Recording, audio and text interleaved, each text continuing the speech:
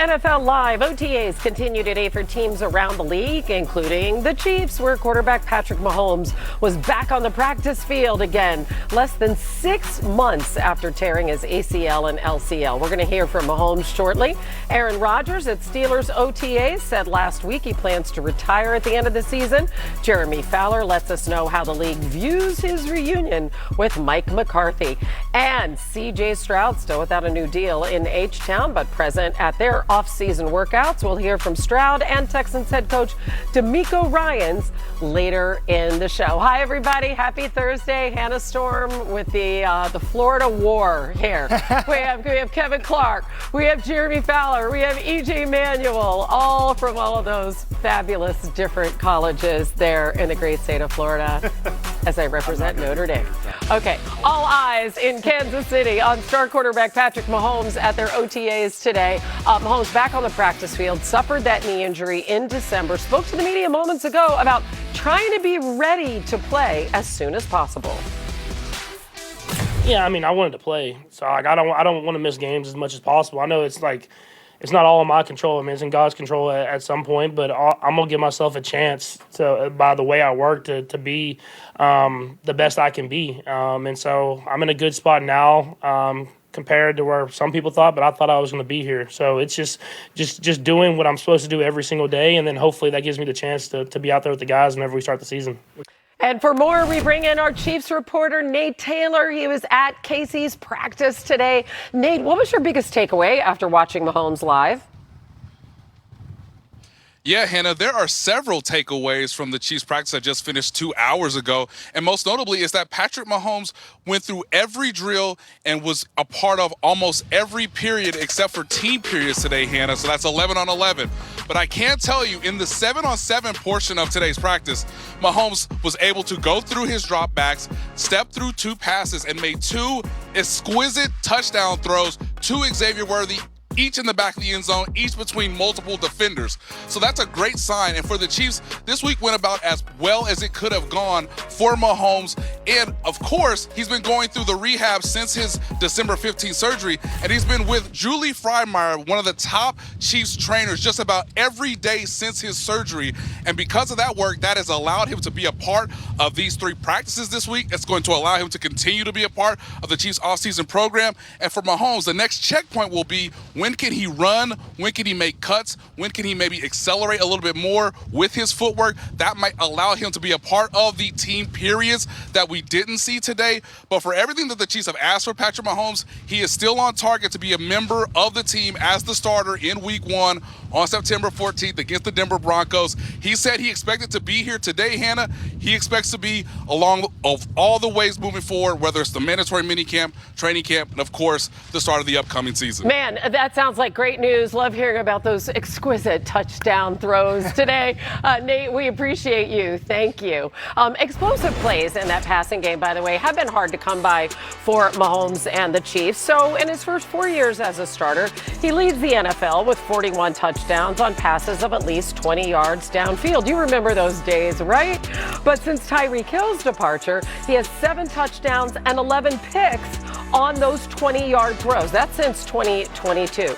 Now, some notable quarterbacks with more of those touchdowns over the last 4 seasons include Aiden O'Connell and Will Levis. I have to thank Brian Beasley, our researcher, for that crazy note there. So they kick off the season in prime times. Everything sounds great. Ideally, Mahomes is healthy. What are the implications, though, if he's less than 100%? It's very simple. Justin Fields can't float this franchise for any amount of time beyond maybe a week. Really, that's it. This is the biggest news in football, that Patrick Mahomes looks like he's on track. It's black and white. There's no gray area here. He is the franchise. They've nailed everything as far as this offseason goes. Kenneth Walker is going to be a cheat code in the run game against those 2 high looks. They added pass rush with Peter Woods out of Clemson, R. Mason Thomas out of Oklahoma. Nailed getting the best cornerback in the draft, Monsieur Delane. but the roster is not quarterback proof. Mahomes has to be there. We mentioned some of the tweaks the offense has to have. They have to get better at the deep ball, the explosives, all of that stuff. But guess what? Patrick Mahomes is still elite at any level of the field underneath that. He's going to be a game changer if he's there week one. The fact that he sounds like he's on track, there can be, by definition, no bigger news in the sport. And Kevin, the Chiefs are leaning into this week one possibility. They believe it's true because when you talk to people inside the building, they use words like maniacal, uncompromising. That's what he's been with rehab. He usually goes to Texas for part of the offseason. This time he stayed in Kansas City working on the entire process. He's really been throwing for like 2 months. And so like Nate mentioned, I'm told the next step is cutting, and then he eventually needs to get cleared for contact. And his hope is to be able to get some sort of preseason game action so that if he's there week 1, week 3, whenever it is, that he's not taking his first tackle, his first shot without getting any sort of game reps. Right, which he does every year. He plays in preseason. Which he does every year. So this is a process where they're saying, hey, if he can pull this off, if anybody can, it's going to be him. They're not shying away from him. Yeah, well, look, I think this is a huge positive for the Kansas City Chiefs, but also, for Patrick just to have the confidence to be back out there, to be throwing the football. As an athlete, when you get hurt, it does something to you, not just physically, but also mentally, as you're not able to fight for your team, and especially Patrick being the guy that I know he is. He wants to be out there. So, you're going to have to drag him off the football field before you basically don't let him out there. But I will say this, the Chiefs did a great job of also bolstering that running back room, and I think that's going to be a big key for this offense early in the year, especially if Patrick's not able to be as mobile as he's been in years past. You bring over Kenneth Walker III from a Super Bowl champion winning team in Seattle. Now he's going to be your bell cow. You also have a couple other running backs, Imari DeMarcado. He's going to be joining this team.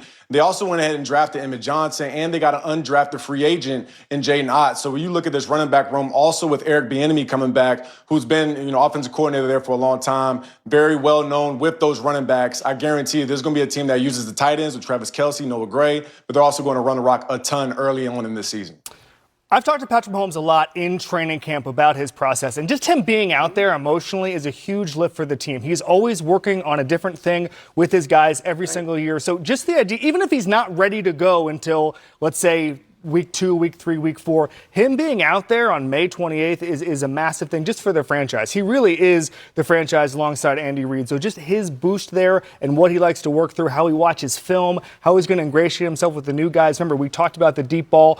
That's chemistry. That's a lot of that stuff. That's reps is happening right now. Maybe it's even in the meeting room, stuff like that, but that stuff matters. Jacoby Brissett had a better deep ball passer rating last year. Geno Smith, Tua had a better deep ball passer rating. That stuff this time of year matters as far as that goes. That won't happen again. Yeah, and as far as that rushing game that EJ, that you guys were talking about, they only had one for over 20 yards last year. I mean, one. That is absolutely crazy. Obviously worst in the NFL. All right, let's go to Pittsburgh, where Aaron Rodgers is back for one last ride this season. He's with the team for their OTA workouts this week. How about that? The 42-year-old quarterback reuniting with new Steelers head coach Mike McCarthy this season. Last season, he got rid of the ball at the fastest rate in the NFL. You've heard a lot about that. Pressured at the second lowest rate of any QB. But here's the problem. When things broke down, it didn't look very good. When opposing defenses pressured him, Rodgers overthrew or underthrew his receiver on 42% of those passes. That was the highest off-target rate of any qualified quarterback in the league in that situation. And I'm just wondering, Jeremy, what's been the talk, all the folks that you talk to all the time around the league about these two getting back together, Rodgers and McCarthy, something they never could have envisioned. Yeah, Hannah, people I've talked to are a bit skeptical, and they're fascinated to see how this plays out because they know how things ended in Green Bay, where Aaron Rodgers kind of felt like that he had graduated from Mike McCarthy's system, that he could handle the offense really on his own. They were not clicking in the positive direction. And so it's been a long time. I've talked to some people in Pittsburgh who believe that they're well past that. McCarthy's in a good place. Rodgers is in a good place. He's just looking for one last ride, try to win some games. So there's a little bit of humility there from both sides potentially where they feel like this will work out. The more fascinating subplot here is what they do with the other quarterbacks. Who's going to be the two? That's what they're working on right now. Will Howard probably has the inside track at that right now. They've been impressed with him. When you say, Jeremy, you've talked to skeptical people, are you talking about me in the hallway out here? Because I've been extremely skeptical of this marriage and what this is going to look like this year. I was surprised, borderline shocked last week when I came out and said I didn't see a lot of hope here for this team as far as contention goes. We got hundreds and hundreds of Twitter comments and Instagram comments of Steelers fans who are angry at me, and I read all of them. I didn't see any good points except one person mentioned that my head was too big for my shoulders. That is a fair point. That's fine. I get that a lot. But beyond that, the football part of it, I don't think the OC change or the play caller thing is going to matter that much. I don't think Aaron Rodgers can actually throw the deep ball anymore like he could. He can't move like he could a few years ago. This is just a different quarterback. He's limited. He's one of the best players in the history of the sport. The optimistic case here is Michael Pittman will make a difference. The optimistic case here is that Mike McCarthy will make a difference. But even so, I don't see them finishing better than third in the division if the Bengals are healthy and the Ravens are healthy. Well, so you don't even see them as a playoff team, it sounds like. All right, EJ, what do you think? Yeah, well, I'll push back on what Kevin said. Look, the Steelers know what they're doing when they bring back an Aaron Rodgers for year two. And consider this, I mean, he was just there the entire season. You have a new regime with new head coach Mike McCarthy coming back to the coaching ranks. They could have easily went a different direction and had Will Howard and Mason Rudolph or even Drew Aller, for crying out loud, being a starter for the beginning of the season. So they obviously think enough of Aaron Rodgers to still be good enough to still play. And guys, I believe he is. You know, even at 42 years old, obviously he's going to be a first ballot Hall of Famer. But as you mentioned, bringing over Michael Pittman Jr., getting Rico Dowdle as well in that run game, I think those are two areas where now you have a big body receiver opposite of DK Metcalf. You also have one of the biggest tight ends in the league in Darnell Washington. So I do think this is an offense that will still have abilities to be explosive, but ultimately, when you look at the quarterback room for the Steelers, A-Rod is the best option right now, and I just feel like he gives them the confidence when they go out there week one. EJ, you mentioned Rico Dowdle, the new free agent addition and running back is going to be a huge factor for the Steelers because when they signed him, they wanted somebody for between the tackles. They had already anticipated that they were going to sign Aaron Rodgers. Kevin mentioned the mobility is basically shot at this point. So they need a between the tackles running back. He's going to get a ton of carries. They have Jaylen Warren. He's sort of a do-it-all, versatile back. So they believe those two complement each other well. Expect to see a lot of Rico Dowdle this year. Can I just say, though, one of the highest paid and oldest defenses in the NFL last year, and they underperformed. So we do need to think about that side of the ball as well. Yeah. All right, we're just getting started on NFL Live. Let's go. Matthew Stafford is locked in those offseason workouts, and EJ tells us the one player that he thinks is the key to another Super Bowl run for the Rams. Plus, C.J. Stroud's offseason is off and running, and Kevin explains why he thinks a bounce-back season for Stroud could be the biggest X factor in the NFL. Back on NFL Live, quarterback C.J. Stroud still waiting for a new contract in Houston as he enters his fourth season, coming off an absolute disaster of a playoff performance. Out on the practice field today, spoke afterwards about his feel for Nick Caley's offense.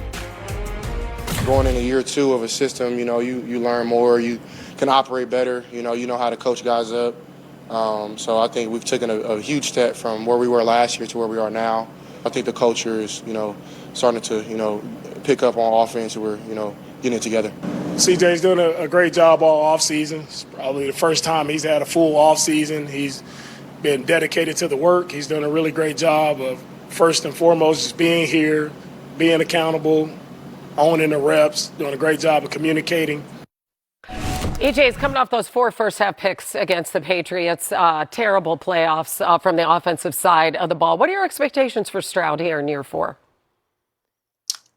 Yeah, Hannah, my expectations for CJ is to have a huge year. And one thing I would give the Texans ownership and front office a lot of respect and credit for is aligning themselves with CJ this offseason publicly, making sure, hey, look, this is our quarterback moving forward. But for CJ personally, look, when guys get to that 4th year, that's usually when they make that big leap, that jump, and they're consistent play. If you look at CJ year over year, I understand he had the huge rookie season, 2nd year, 3rd year was what it was. And then like you said, Hannah, didn't finish strong at the end. But ultimately, these failures and also the successes are what build up a quarterback's callus. And when I talk about a callus, just that ability to continue to be consistent day in, day out. He's put in the work. His body looks fantastic. And also the Houston Texans have done a great job of compiling some really good talent around CJ. So considering that contract's out there, he's going to allow his agent to do what he does. But ultimately, I think CJ is extremely locked in and is primed and ready to have a huge year this season.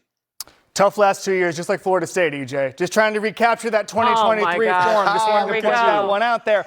But no, Miami. With CJ, I mean, it's a very easy equation. If he plays like he did when he was a rookie, they win the Super Bowl. Their defense flies around as unbelievable. They add in Caden McDonald from Ohio State, a big run stuffer to put best on best there. Their defense, very similar to Seattle. They just need a quarterback who can be top half of the league, not turn the ball over in the playoffs. That's the big difference between Sam Darnold and C.J. Stroud. And obviously, Stroud needs to understand and get more comfortable working the ball down the field. Nico Collins' health is a huge part of that. But I just think that if you just unlock your inner Sam Darnold, take what the defense gives you, don't make those huge mistakes like you made in the playoffs, good things will happen. I agree with EJ in the sense that the commitment from ownership, from the coaching staff, to say, hey, he's our guy, without signing that extension, without putting $60 million behind it, they played this perfectly. Wait, unlocking your inner Sam Darnold. I'm sorry. I thought that is a phrase I would never hear. But anyway, Jeremy, go ahead. If he balls out, Kevin, he's going to be in a better position with his contract. Yep. My sense is he's going to play this out. He's going to play the fourth year of his rookie deal. The Texans have paid other players. They paid Will Anderson, several guys on the defensive side. Stroud's coming off a rough end of last season. He can go out, put up huge numbers. He's got chemistry with his receivers. They are set up to play well in the second year of Nick Haley's system. And this offseason, Stroud has been doing a lot more with the team than he was last year when he had a shoulder issue. He barely practiced in the spring. Now he's all in, feeling good, feeling healthier. So my sense is he's going to go in and not do a deal right now. And that puts him in a good position here. Listen, he can get back to what he did as a rookie, perhaps, and get back in that sort of top 10 quarterback conversation. That's best for everybody. But please tell me they fixed their offensive line issues finally, because we've been after this for a couple of years now. They've done just enough. Rutledge from Georgia Tech is an awesome interior offensive lineman. That will help, but I'm still worried about the Braden Smith. He's had injury issues. I'm 5 out of 10 worried. That's been a problem. 5 out of 10 worried. All right. I'm sticking with EJ. I'm looking for a big year from CJ. All right. There we go.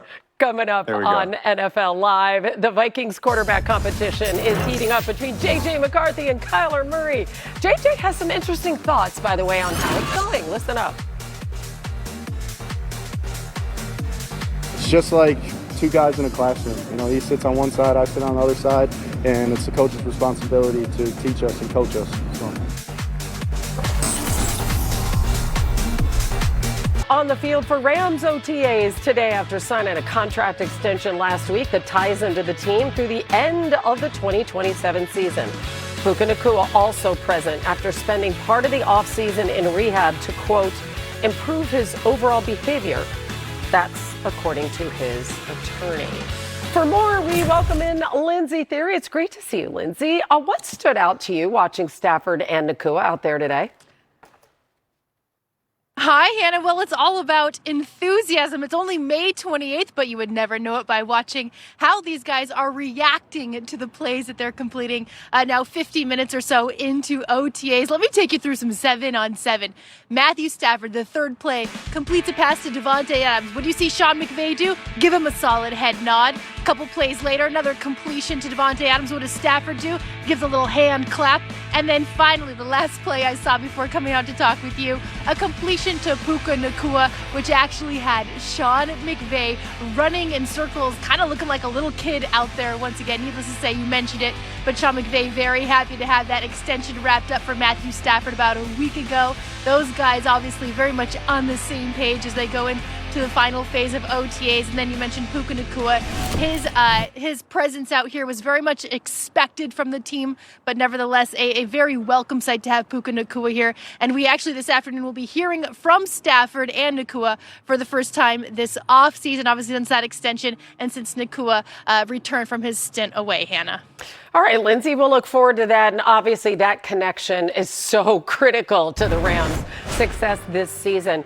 Stafford set a single-season record, 46 touchdown passes on his way to winning the MVP. Just nearly untouchable. He ate up blitzes as well as both man and zone coverage. Sean McVay incorporated more 13 personnel into the offense. That really paid off for Stafford. He threw 20 touchdowns with the one running back and 3 tight ends on the field. That was 16 more than any other quarterback, EJ, which is why everybody wants to do it now. What needs to happen for this team, do you think, to get to the Super Bowl on their home field this season? Yeah, well, Hannah, of course, it starts with the health of Matthew Stafford. But I would say the biggest piece for me is a healthy but mentally healthy Puka Nacua, who obviously has had some things go on this offseason. And look, when you have 1,700+ receiving yards in 1 year of football, that's unbelievable. Now, I know JSN did it as well with Seattle, but look, that's a huge key to this offense. Now, if he's not able to be mentally right, I don't think you get that type of production. Now, when I think about Matthew Stafford as a quarterback, even when he was at Detroit, he had Megatron. Matthew Stafford's one of those guys who, when he has his guy, he feels extremely comfortable. So Puka Nacua being back, but not just physically healthy, but also mentally healthy, keeping his mind clear is going to be huge throughout this entire season for the Rams to make another Super Bowl run. I think Matthew Stafford being at practice today is symbolic, that he's not that ticked off about the Ty Simpson pick, which is always a concern. I mean, this is a guy who was the best quarterback in football last year. I don't think it's a coincidence they gave him a lot of money last week to make him happy. I'd like to announce I'll show up to any practice for $55 million. I'm available. I might show up for practice for less than that. I'm open to negotiation. But I just think it goes back to when you see how good this team is out there and you see the defense in the front seven and guys like Jared Verse, how ready this team is to win the Super Bowl, you start to kind of roll your eyes again at the Ty Simpson pick. This is a franchise that a couple years ago won the Super Bowl because they went all in on the current team. Then they took their medicine, they rebuilt, and they're back to being contenders again. What I don't understand is why they decided to go all in 2028 or 2029 when they were on the cusp of another ring. It's baffling. The core right now can win the Super Bowl. They are my Super Bowl pick right now out of the NFC, but that Ty Simpson pick might come back to haunt them in January. Dude, Kev, here's what the Rams are betting on with that, though. They know they're in such a good place with Matthew Stafford and Sean McVay. They're not worried about how they're going to move the ball in 2026 or moving forward. As long as those two are in play and they got the receivers and everybody else, they feel like they're going to be able to move it. And you mentioned the 3 tight end sets. Mm-hmm. Sean McVay has prolonged Matthew Stafford's career. So on one end, they're kind of racing against time because he's 38. Right. He's year to year. He signed the 1-year extension. So they kind of have a 2-year window. It wouldn't even shock me if he got the urge here and wanted to play longer than that, because with what they're doing with the tight ends and him being under center more, he's not getting hit as much. He's staying healthier on the field, winning MVPs now, top 3 quarterbacks. So everything's in place for them to do what they need to do. The bigger question now is who else do they pay? That's a major concern right now. They have several key free agents in 2027 that have 1 year left on their deal. Puka Nacua, Byron Young off the edge, Steve Avila, offensive line, Kobe Turner, defensive tackle. I don't think they're really going to pay any of those guys right now. That's my sense. And so they're going to have a locker room where you have Trent McDuffie and Matthew Stafford getting this big money, and those guys aren't getting that. It's going to be fascinating to see how they handle that. I just want to respond. That makes the Ty Simpson pick even more baffling in the sense you're not future-proofing the front seven, as we talked about. You're not future-proofing you're taking what amounts to a luxury pick when you might have to replace guys. The Jared Verse extension is going to be massive. That's going to take some of the money from those guys. So, again, I just don't understand the process that led them here. The Rams have done a lot of things right. That's just the one thing where I say in January, I don't know. Insurance policy, 38-year-old quarterback. So that's the one thing. That's the one thing that maybe you want an elite backup quarterback. But when has Sean McVay ever liked a young quarterback? That's the other thing.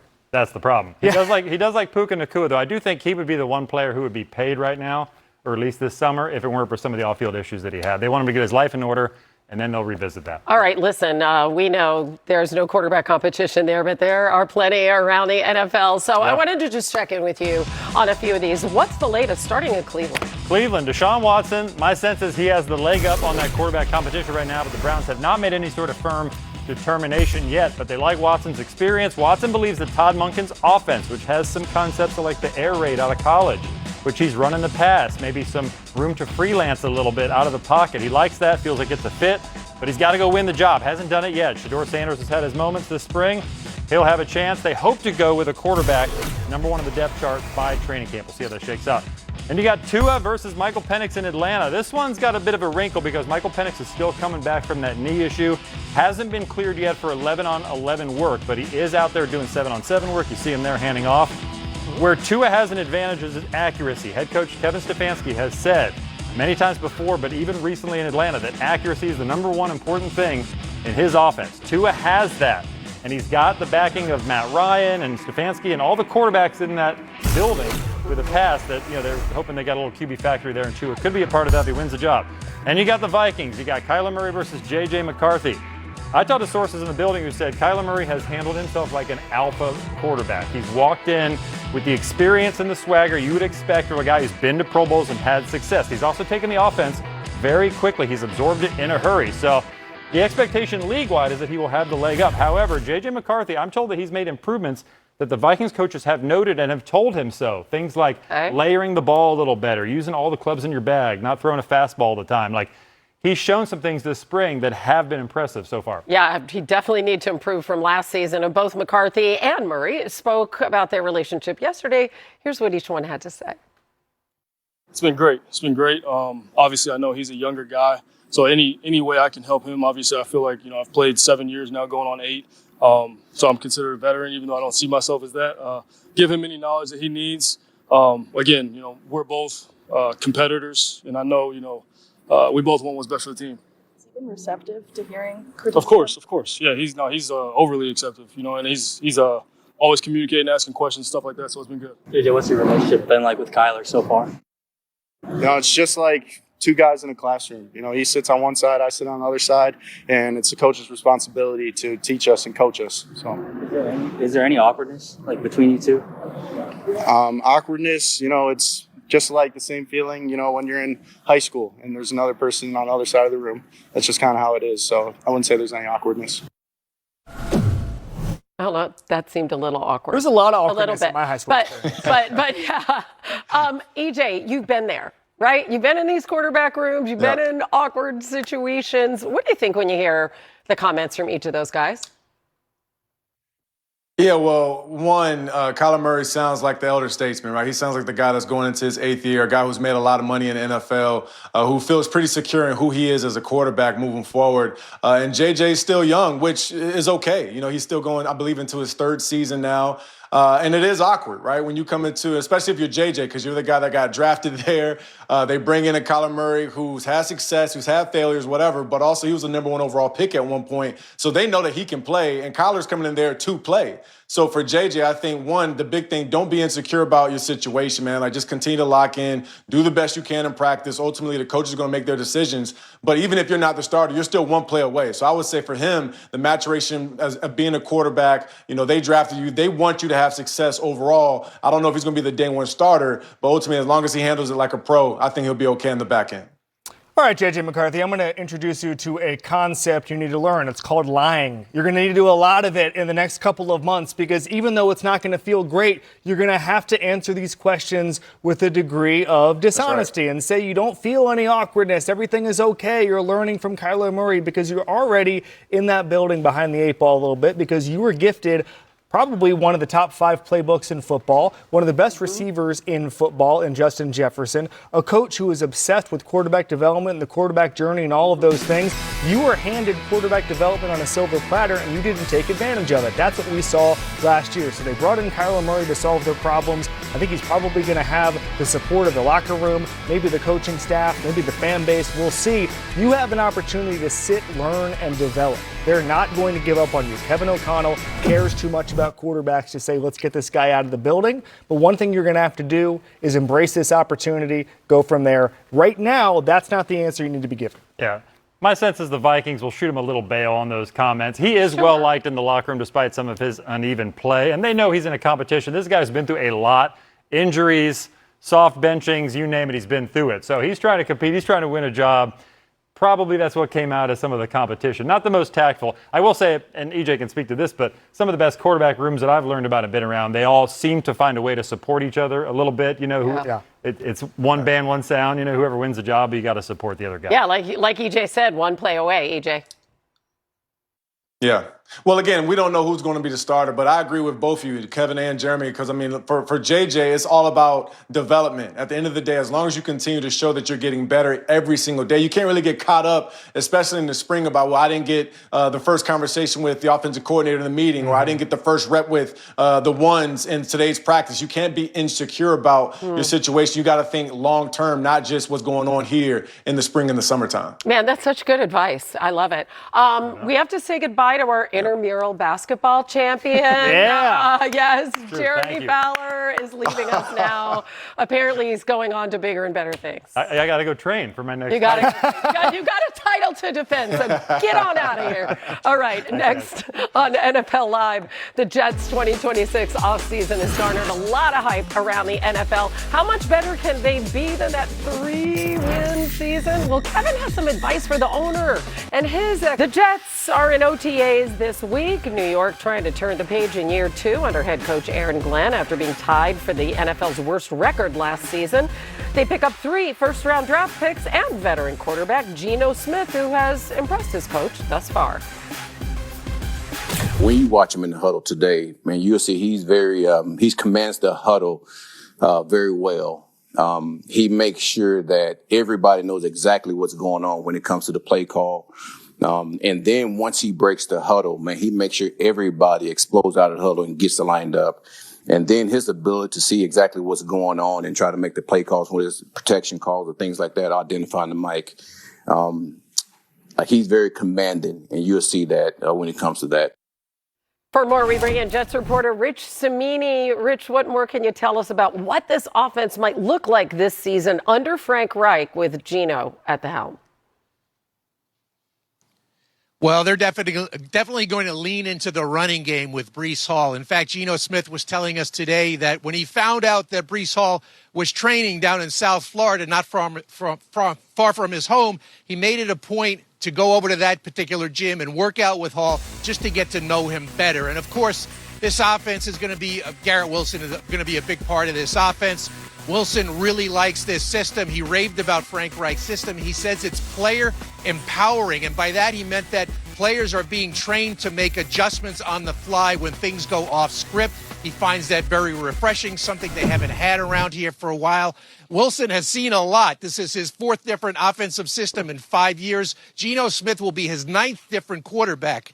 And one quick injury note, Hannah. Tight end Kenyon Sadiq, one of their first-round picks, had hernia surgery. He will miss the rest of OTAs, but they expect him back for the start of training camp. Very interesting. Rich Cimini reporting from Jets camp. Thank you, my friend. And listen, as he mentioned, they did make 3 picks on night 1 of last month's draft. So they take pass rusher David Bailey, 2nd overall. Then those 2 pass catchers, including, we just heard Kenyon Sadiq, and the news on his hernia surgery. Also, they drafted Clemson quarterback Cade Klubnik in the 4th round. He's going to be battling for that number 2 spot. So, EJ, I want to bring you in here on this little bit of breaking news, if you will. So we now know that Sadiq, who they have high hopes for, he's expected to miss some time.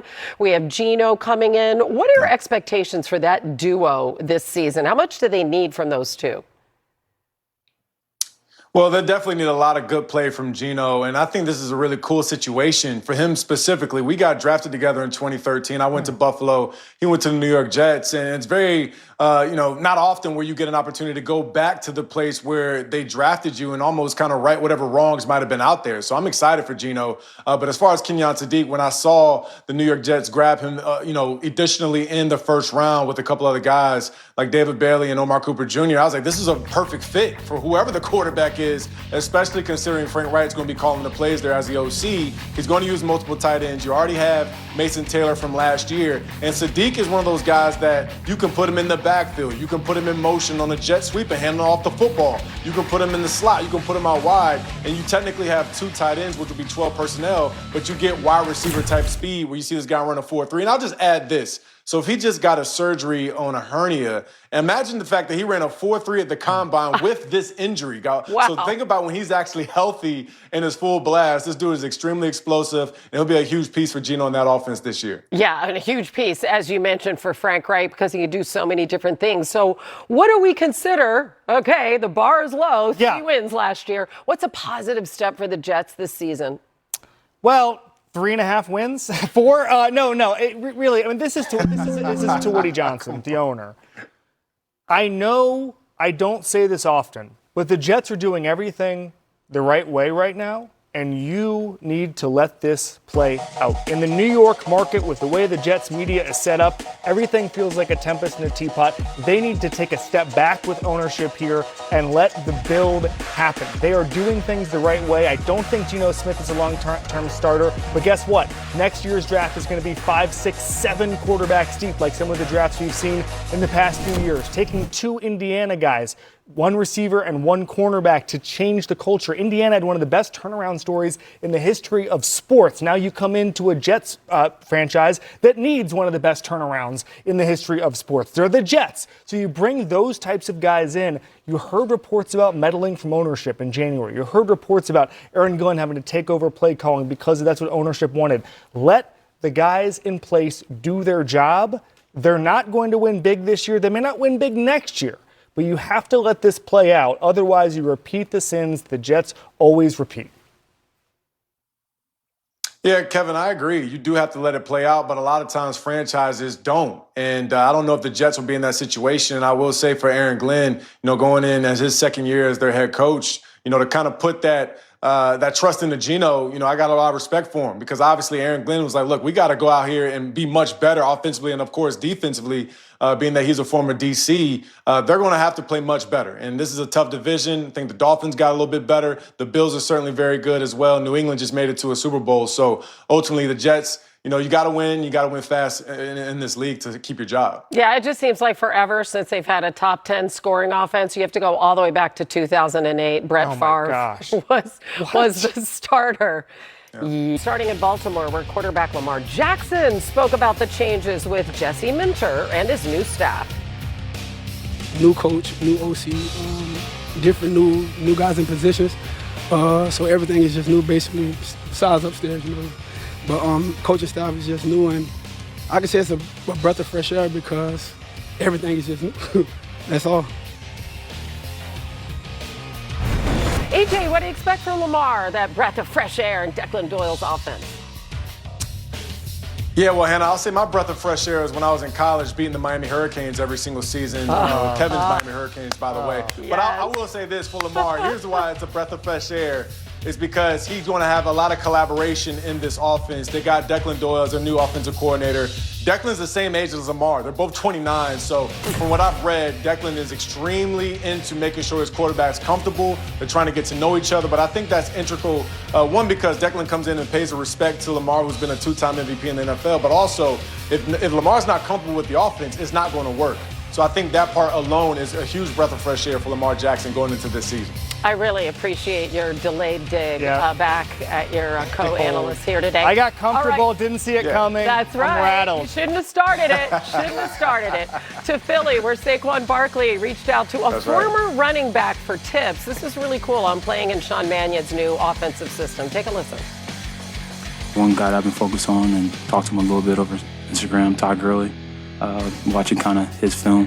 Obviously it's a little bit different, but the big years that he had when he was playing, when he was healthy, the way that he attacked it. But I do that no matter what in offseason. Watch guys that are in the league right now who I'm fans of, the Bijan, the Gibbs, McCaffrey, Henry, Jonathan Taylor's of the world, and also go back to the OGs and watch them, just see what I can add to my game, and just always looking forward to improving my game also. Love the fact that he reached out and did that. Kevin, do you expect him to have a bounce-back year? A massive year, yes. I mean, this is very simple. Last year, he did not get the run blocking we associate with the Philadelphia Eagles. He was contacted behind the line of scrimmage almost half the time. That was bottom 10 in the entire NFL. That's a run blocking stat. Also, they ran into loaded boxes a lot. They got a loaded box rate much higher than they did in 2024. I expect a retooled offense gives him more room to run. Jalen Hurts ran less last year. If he runs more again this year, maybe that opens up lanes as well. Saquon will have a bounce-back year, absolutely guaranteed. Yeah, get back to those explosive plays that led to the Super Bowl. All right, Caleb Williams and the Bears want to get there. They continue their OTA workouts today, trying to build off a promising first season under head coach Ben Johnson. Johnson spoke today about what the offense is focusing on to help them take that next step. Completion percentage is something that we're going to emphasize. And so what did they get when they came into the offensive meeting today? They got the chart of what was our completion percentage yesterday, who had drops, what did our scramble drill look like when those naturally occurred. And so that's really our first objective, is just drawing more attention to it. We're being very critical on where we're putting that football with them, and that's something that we grade every day. Year one under Ben Johnson, they took the NFC North for the first time since 2018. They got a lot of scrappy wins along the way, winning 7 games after trailing in the final 2 minutes of the fourth quarter, the most by any team since the merger. That included their win over the Packers in the wild card, giving the Bears their first playoff win since 2010. EJ, what do you need to see from the team this season to show you that they are building off of year one? Yeah, well, look, they were fantastic in year one under Ben Johnson, and also Caleb Williams was too. I think it's 2 things. One, the growth of Caleb Williams within this offense. I just want to see him as an elite processor, not just the athlete that can run around and make the heroic plays. We know that he can do that. But when he gets to that level where he is carving you up mentally, when he gets to the line of scrimmage, he already knows where he's going to go with the football. And if that first and second read's not there, he's not being, not smart with the football. He's hitting the check down, or he's either taking off and sliding and protecting his body. And the second piece, too, is defensively. When you look at the Bears, they were probably in the lower third of the league as far as stopping the run and slowing down the pass. So I think that's a huge area of growth. Make sure Caleb Williams is continuing to get better as a passer and decision maker, but also make sure that defense is tight, too, so Caleb doesn't have to put up 40 points.